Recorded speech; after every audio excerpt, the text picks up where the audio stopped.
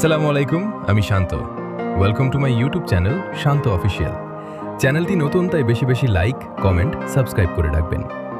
আপনাদের জন্য নিয়ে আসলাম নতুন একটি গল্প।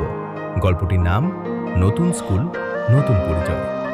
চলেন বেশি কথা না বলে ভিডিও শুরু করা যাক। শান্ত ছিল শহরের সবচেয়ে ধনী পরিবারের ছেলে। বড় বাড়ি, গাড়ি, দামি ব্যাগ, সব কিছুই ছিল তার।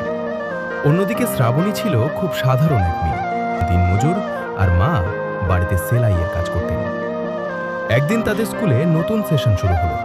ক্লাসে নতুন সিটে বসার সময় শ্রাবণী এসে বসল শান্তর পাশের বেঞ্চে। শান্ত প্রথমে একটু অবাক হয়েছিল, কারণ তার পাশে সাধারণত ধনী পরিবারের ছেলেমেয়েরাই বসত।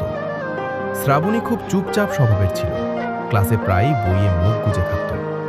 শান্ত মাঝে মাঝে তাকে প্রশ্ন করত, এই অঙ্কটা বুঝতে পারছো? শ্রাবণী মৃদু হাসি দিয়ে বলতো, হ্যাঁ পারছি। কিন্তু ধীরে ধীরে শান্ত বুঝতে পারল শ্রাবণী খুব মেধাবী। পরীক্ষায় প্রায়ই শ্রাবণী প্রথম হতো, আর শান্ত অবাক হয়ে তাকিয়ে থাকত। একদিন টিফিনে শ্রাবণী দেখল শান্ত একা বসে আছে। সে একটু সাহস করে বলল, তুমি একা বসে আছো কেন? শান্ত হেসে বলল, বন্ধুরা মাঠে খেলতে গেছে, আমার ইচ্ছে করছে না। সেদিন তারা প্রথম অনেকক্ষণ গল্প করল। সেই দিন থেকেই শ্রাবণীর মনে অদ্ভুত ভীতি জন্ম নিল। দিন যেতে লাগল। শ্রাবণী বুঝতে পারল সে শান্তকে ভালোবেসে ফেলেছে, কিন্তু সে কখনো বলতে পারত না।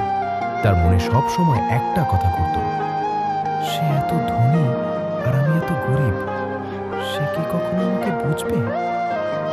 একদিন স্কুলে শান্ত নতুন বন্ধুদের সাথে মিশতে শুরু করল। ওরা সবাই ধনী পরিবারের ছেলে। শ্রাবণী দূর থেকে দেখত শান্ত হাসছে, গল্প করছে। তার মনে হতো সে যেন শান্তর পৃথিবীর বাইরে। একদিন স্কুল থেকে ফেরার সময় হঠাৎ বৃষ্টি শুরু হলো। শ্রাবণী ভিজতে ভিজতে হাঁটছিল। হঠাৎ একটা গাড়ি এসে থামল। গাড়ির ভেতর থেকে শান্ত বলল, বন্ধুরা, নতুন স্কুল, নতুন পরিচয়। গল্পটির পার্ট 1 এখানেই শেষ।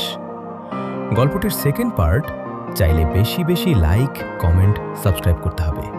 তাহলে গল্পটির সেকেন্ড পার্ট নিয়ে চলে আসবো।